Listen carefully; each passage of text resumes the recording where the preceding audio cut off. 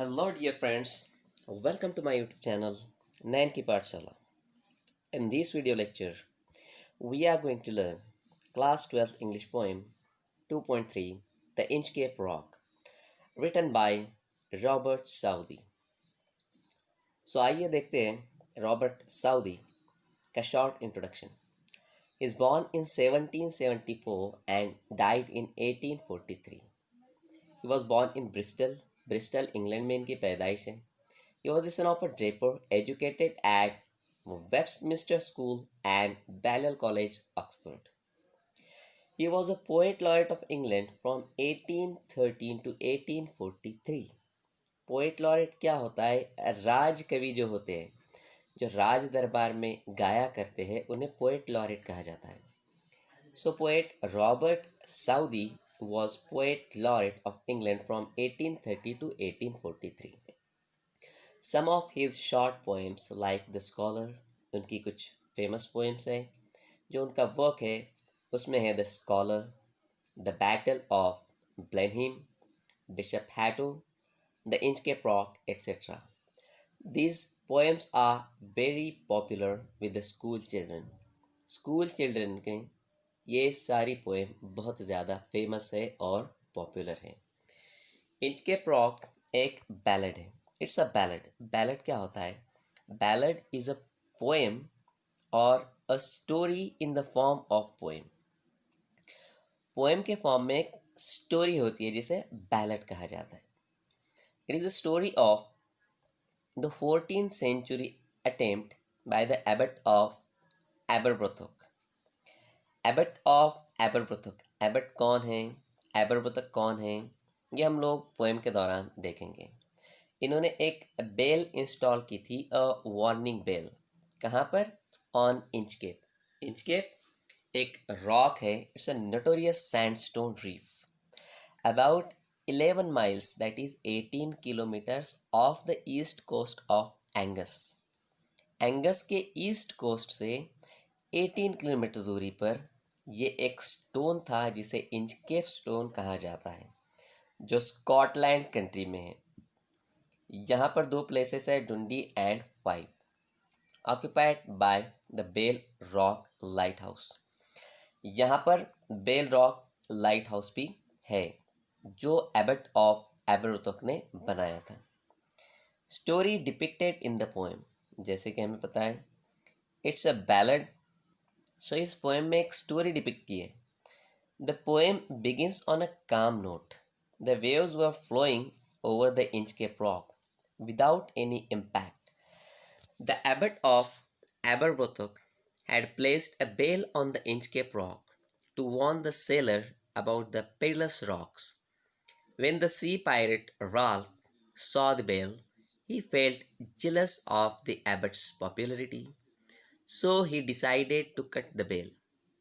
He asked his men to sell him to the bell. He cut off the rope of the bell and the bell went down with a gurgling sound. Poem की शुरुआत बहुत ही शांत note के साथ शुरू होती है. Waves Inchcape rock के पास से फ्लो होती है. एबट ऑफ एबरब्रोथक ने वहाँ पर एक वार्निंग बेल लगाई है.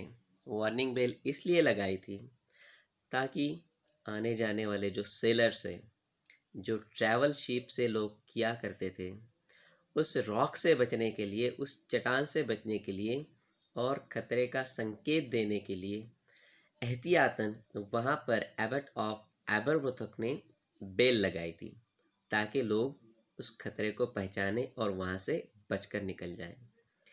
जब एक सी पायरेट में समुद्री लुटेरा जिसका नाम था sir Ralph the rover.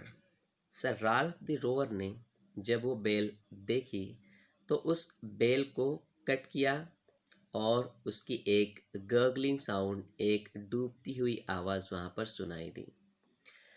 Sir Ralph moved on and after plundering the ship was returning to his land. Suddenly the weather was getting worse. Thick haze covered the sky. A violent storm began to blow. Nothing was visible due to bad weather, but the Ralph was sure that the weather would soon improve. The sailor wished they could hear the Inchcape bell, but as it was already cut down, they didn't hear any sound. At last, the ship collided with the Inchcape rock and drowned along with all his sailors. But even in his dying fear, one thing the Ralph could hear, it's the sound of the gurgling bell. In fact, it was the devil below who was ringing his knell. Ralph row or ने वो bell cut कर दी, उस bell का जो रोप थी वो तोड़ दिया और आगे अपनी जर्नी पर निकल गया। उसका काम था प्लंडरिंग द शिप, आते जाते जहाज़ों को लूटना। जब बहुत सारा माल लूटकर वो वापस अपनी ज़मीन, अपने लैंड की तरफ निकला तो वेदर अचानक ख़राब हो गया, इतना ख़राब कि सामने का कुछ भी दिखाई न देता हो।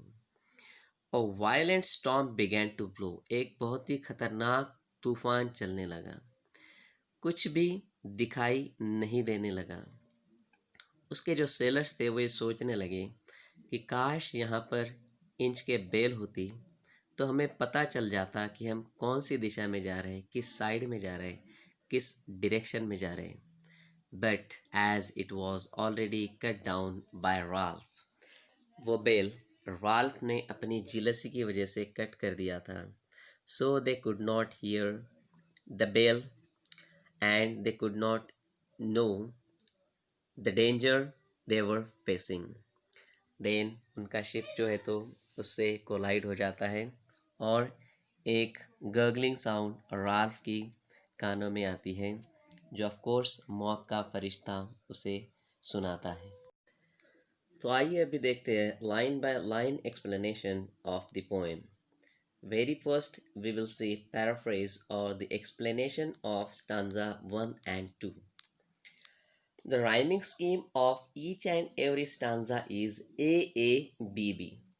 इस पोएम में अराउंड 17 स्टांजास है और हर स्टांजा की राइमिंग स्कीम है AABB। So let's see. No stir in the air, no stir in the sea, the ship was as still as she could be. Her sails from heaven received no motion.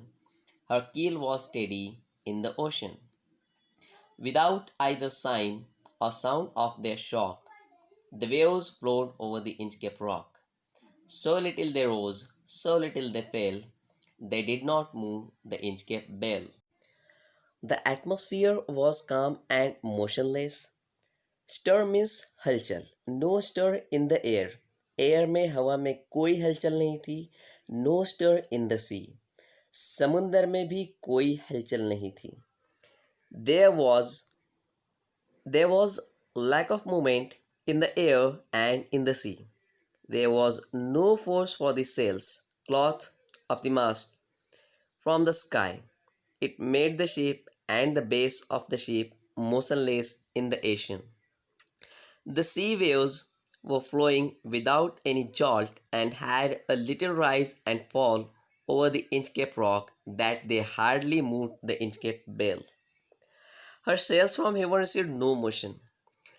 Sails means हर यहाँ पर use किया है ship के लिए। Ship की जो journey है उस जर्नी में किसी भी तरह की रुकावट नहीं थी और कोई ख़तरा नहीं था। हर कील्स, नीचे का जो जहाज़ का मेटल का भाग होता है जो बैलेंस करने के लिए बनाया जाता है उसे कील कहा जाता है, उस भाग में भी कोई हलचल नहीं थी, सब शांत था। किसी भी तरह का शॉक की कोई साइन नहीं थी। वेव्स इंचकेप रॉक्स के ऊपर नीचे आसानी से फ्लो हो रही थी, थोड़ी ऊपर थोड़ी नीचे, और इस तरह से कि इंचकेप बेल पर कोई फ़र्क नहीं पड़ रहा था। मतलब मौसम साफ था और किसी तरह का कोई भी ख़तरा नहीं दिखाई दे रहा था। Now let's see stanza 3 and 4। The abbot of Aberbrothok had placed that bell on the Inchcape rock. On a buoy in the storm it floated and swung, and over the waves its warning rung. When the rock was hit by the surge swell, the mariners heard the warning bell, and then they knew the perilous rock and blessed the abbot of Aberbrothock. Abbot of Aberbrothock had installed the bell on a floater at the Inchcape Rock in such a way that it floated and swayed on the waves during storms and warned the mariners. The mariners admired the abbot of Aberbrothock because in the high waves they would know the hazardous rock by the warning sound of the bell, which saved the lives. Abbot is a head of abbey of monks. Simply monastery या church में जो fathers होते हैं उनका जो head होता है उसे एबट कहा जाता है. सो एबरब्रोथक एक प्लेस है, वहाँ का जो एबट है उन्होंने वहाँ एक बेल इंस्टॉल की थी. मकसद ये था कि इंचकेप रॉक के ख़तरे से बचने के लिए कभी अगर कोई तूफ़ान आ जाए तो जो लोग सफ़र करते हैं उन्हें उस तूफ़ान से आगाह करने के लिए और उस इंचकेप रॉक जैसी ख़तरनाक चट्टान से बचाने के लिए उस बेल का वहाँ पर इंस्टॉलेशन किया गया था. जैसे ही स्टॉर्म आता, तूफ़ान आता तो वो बेल बच जाती. Surge swell, when the rock was hit by surge swell. Hid means छुप जाना. एक सडन और great rise in the level of sea. Surge swell means level of sea में जब अचानक से कोई सडन एक तरह का लेवल में उछाल आता था तो उस उछाल से बेल, वार्निंग बेल का जो है तो आवाज़ उस सेलर्स तक पहुंच जाती थी और वो उस डेंजरस रॉक से बच जाते थे और हमेशा एबट ऑफ एबरब्रोथक को दुआएं देते थे. Blessed is old form of blessed. एक और वर्ड आया है बॉय. मंदिर में जो घंटी होती है उस घंटी को लटकाने के लिए जिस रोप का और जहाँ पर वो घंटी लटकाई जाती है उसे बॉय कहा जाता है. You can see on page number 104 एक बेल लटकी हुई है एक ऑब्जेक्ट पर. Stanza 5 and 6. The sun in heaven was shining gay. All things were joyful on that day. The seabirds seemed as they wheeled around, and there was joyance in their sound. The buoy of the Inchcape bell was seen, a darker speck on the ocean green. Sir Ralph the rower walked his deck, and fixed his eye on the darker speck. So her story में जिस तरह से hero और villain होता है, हमारी इस poem वाली स्टोरी में हीरो है एबट ऑफ एबरब्रोथक. तो अब यहाँ पर एंट्री होती है हमारे विलन की जिसका नाम है सर राल्फ द रोअर. तो उस दिन जिस दिन वो सफ़र कर रहा था मौसम बड़ा ही सुहाना था. The sun in the heaven was shining gay. Sun was shining happily in the sky. All creatures on the earth were very happy on that day. उस दिन धरती पर ज़मीन पर की सारी चीज़ें बहुत खुश थी. Sea birds seem very joyful while chirping and encircling in the sky. Wheeled around means encircling. एक गोल राउंड बनाकर हवा में उड़ना उसे कहते हैं encircling or wheel the round of the sky of the birds. Birds इस तरह से गोल राउंड करके आसमान में उड़ रहे थे. When he saw the Inchcape floater, जब सर राल्फ द रोअर, ये एक पायरेट है, एक समुद्री लुटेरा है, इसने जब वो बेल वहाँ पर देखी तो अपने डेक पर उतर आया. Deck means floor of ship. उसका जो शिप था उस शिप के फ्लोर पे उतर आया और उसकी आइज, उसकी जो नज़र थी उस dark speck. Speck means a dot, a tiny dot, उस बेल पर गई. वो बेल मानो एक टाइनी डॉट की तरह उसे दिखाई दी जिससे उसे जलन महसूस हुई. हर कोई आते जाते एबट ऑफ एबरब्रोथक की कहानियाँ सुनाता था और उसे दुआएं देता था. जैसे ही सर राल्फ द रोअर ने वो बेल देखी उसे वो बर्दाश्त नहीं हुआ और उस बेल की तरफ वो आगे को मुड़ा. He felt the cheering power of spring. It made him whistle, it made him sing. His heart was mirthful to excess, but the rower's mirth was wickedness. His eyes was on the Inchcape float. Quoth he, my men, put out the boat, and row me to the Inchcape rock, and I'll plague the abbot of Aberbrothock. उस दिन वो spring का जो मौसम था, he felt cheering power, एक अच्छा power अपने अंदर उसने महसूस किया. It made him whistle and it made him sing. इस तरह की खुशनुमा मौसम जो था उसने उसे गाने पर और इस तरह से झूमने पर मजबूर किया। वो अपने दिल में बहुत ज़्यादा खुश था, खुश इतना कि बहुत ज़्यादा खुश। लेकिन वो जो खुशी थी एक विकेडनेस वाली खुशी थी, एक चालबाज हंसी वाली खुशी थी, मानो वो कुछ बुरा करने जा रहा है। उसकी नज़रें थी इंचकेप फ्लोट पर, इंचकेप बेल पर। कोथ मीन्स सेड। कोथ एक कोट के लिए यूज़ किया गया पुराना इंग्लिश वाला वर्ड है। और वो अपने आदमियों से कहने लगा कि मुझे वहाँ पर ले चलो, I will plague the Inchcape bell. Abbot of Aberbrothok की बनाई हुई जो बेल है, मैं उस बेल को तोड़ दूंगा। Then the boat is lowered, the boatman row, and to the Inchcape rock they go. Sir Ralph bent over from the boat, and he cut the bale from the Inchcape float. Down sunk the bale with a gurgling sound. The bubbles roared and burst around. Quoth Sir Ralph, "The next who comes to the rock won't blaze the abbot of Aberbrothock." सो उसके जो boatman थे, उसके जो नौकर हुआ करते थे, उन्होंने उस बोट को शिप से निकाला। शिप में इमरजेंसी के लिए बोट्स रखी जाती है ताकि अगर कोई तूफान आए तो वहाँ से निकला जा सके। तो अपनी बोट में बैठकर उस इंचकेप रॉक तक पहुँचा। सर राल्फ ने बोट में बैठे बैठे खड़े खड़े, you can see page number 105, किस तरह से वो बेल की रोप को कट कर रहा है। उस बेल की रोप को थोड़ा झुककर कट किया एंड नीचे एक गर्गलिंग साउंड हुई। गर्गलिंग साउंड मीन्स जिस तरह से बबलिंग वाली साउंड आती है, मानो वो बेल नीचे गर्गलिंग करते हुए जाने लगी।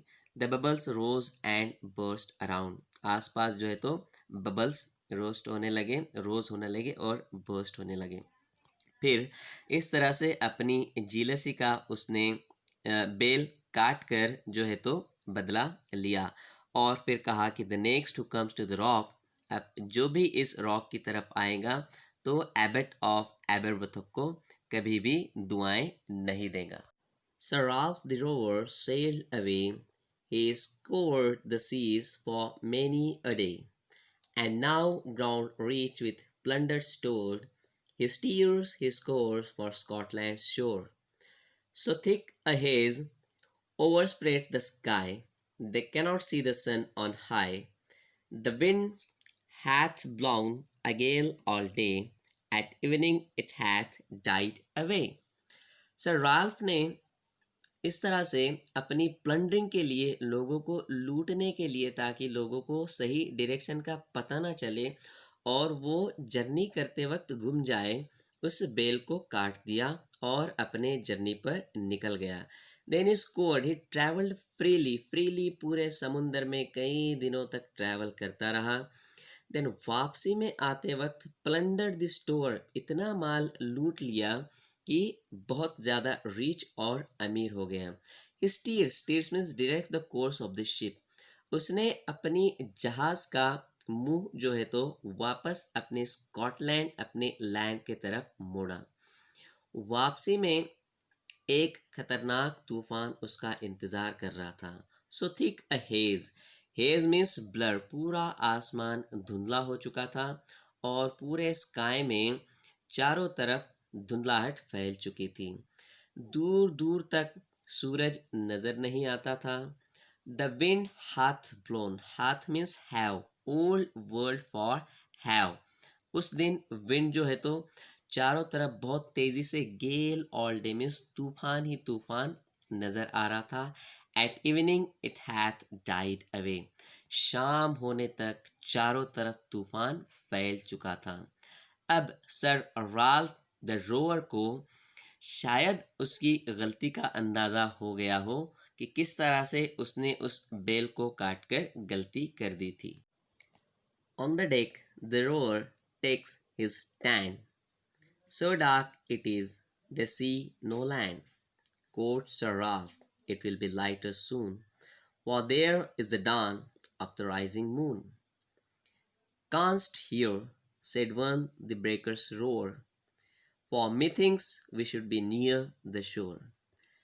Now where we are I cannot tell, but I wish I could hear the Inchcape bell. तूफान छाया हुआ है। फिर से सर राल्फ द रोअर अपने डेक पर आता है।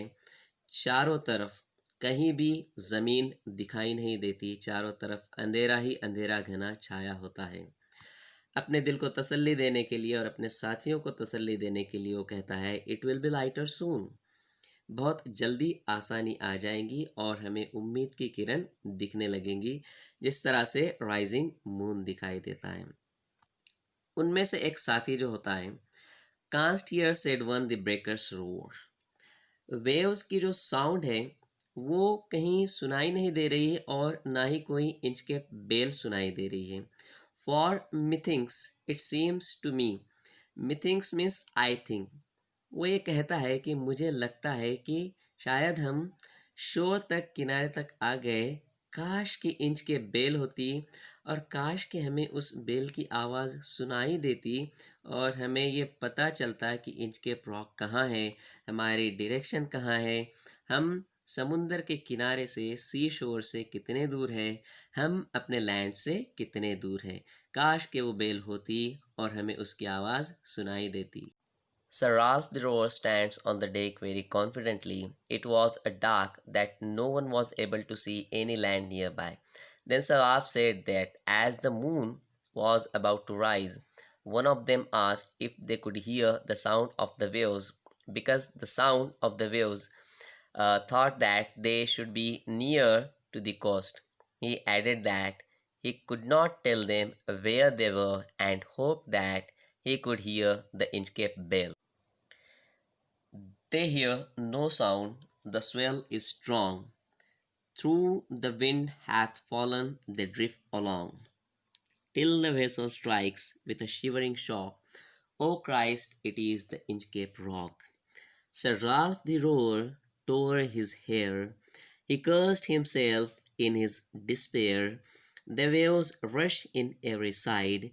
The ship is sinking beneath the tide. यहाँ उन्हें सख्त ज़रूरत थी कि काश इंच के बेल की आवाज़ उन्हें सुनाई दे और उस चट्टान का पता चले। चट्टान और साउंड ऑफ वेव्स, वेव्स की साउंड, लहरों की आवाज़, लहरें बहुत तेज़ होती जा रही थी, तूफ़ान बहुत ज़्यादा तेज़ होता जा रहा था। दे फॉलन दे ड्रिफ्ट अलॉन्ग, जिस तरफ वेव्स जा रही थी उस तरफ उनका जो शिप है वो उधर ही चला जा रहा था। Till the vessel strikes, vessel means ship, फिर उनका जहाज़ उस इंचकेप रॉक पर, उस चट्टान पर टकरा जाता है। With a shivering shock, O Christ it is the Inchcape rock. तब उन्हें पता चलता है, एक रॉक से, एक चट्टान से जब उनका शिप टकराया जाता है तो उन्हें पता चलता है, जब वो डूबने लगते हैं, कि ये कोई दूसरा रॉक नहीं है, ये कोई दूसरी चीज़ नहीं है, बल्कि ये वही है, द इंचकेप रॉक। काश कि इंचकेप बेल होती और हमें वो आवाज़ सुनाई देती और हम इस इंचकेप रॉक से ख़ुद को बचा पाते। At last Sir Ralph the rover गुस्से में आकर, एक बहुत ही पछतावे में, निराश होकर अपने बालों को जो है तो इस तरह से इधर उधर टॉन करने लगता है, अपने बालों पर हाथ फेरता है मानो बहुत ज़्यादा टेंशन में हो, और ख़ुद को फिर बद्दुआएँ देता है, बुरा देता है, बुरा कहता है। The waves rush in every side, चारों तरफ से वेव्स, समुंदर की वेव्स उस शिप के अंदर आ जाती है। The ship is sinking beneath the tide, और लहरों के नीचे जो शिप है, जहाज़ है, डूब रहा है, डूबने लगता है। But even in his dying fear, one dreadful sound could the rower hear, a sound as if with the Inchcape bell the devil below was ringing his nail. जब वो मरते हुए, डूबते हुए नीचे जाता है, एक आवाज़ उसे ज़रूर सुनाई दी होगी, पोएट यहाँ पर कहता है, और वो आवाज़ होगी वही गगलिंग साउंड इंचकेप बेल की, और ये साउंड जिसने बनाई होगी वो साउंड उस तरह की साउंड थी मानो ringing his knell. Knell means the sound of a bell rung solemnly after death और at funeral announcement of death. Funeral announcement, death के वक्त जब फनेरियल किया जाता है, अंतिम संस्कार जब किया जाता है, उस वक्त में जो बेल की साउंड होती है, जो बेल की आवाज़ होती है, उसे नेल कहा जाता है। उसने ये आवाज़ ज़रूर सुनी होगी, लास्ट वाली आवाज़ मानो समुंदर के नीचे कोई डेविल हो, कोई मौत का फरिश्ता हो और उसे ये आवाज़ सुनाई दे रही हो. Hope you understand the poem. Thanks a lot for listening this very carefully. Now, if you didn't subscribe my channel, like, share and don't forget to subscribe. Thank you. Take care. Stay home. Stay safe. Bye-bye.